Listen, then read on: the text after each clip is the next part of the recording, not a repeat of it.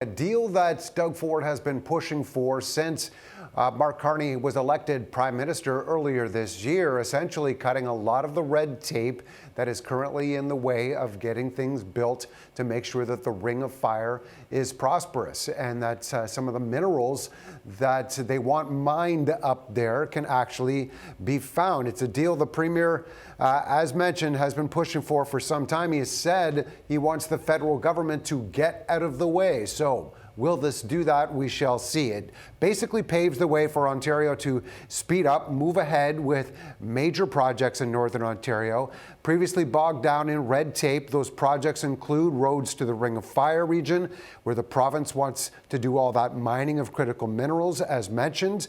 And they've faced various regulatory approvals from multiple levels of government, and that's what this is about. This would streamline that process.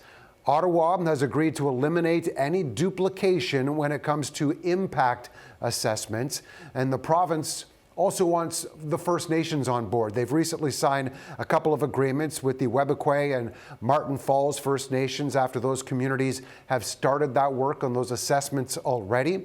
I want to read you a brief portion of the draft agreement that was used to actually get public feedback before this. It said, Canada and Ontario agree to work toward efficiently and effectively implementing what they're calling the one project, one review, and one decision, where each level of government has constitutional responsibilities that can be met through a single assessment process. Yesterday, both Premier Doug Ford and Indigenous Affairs Minister Greg Rickford were at an unrelated announcement, but had this to say. We have to cut out red tape and regulations.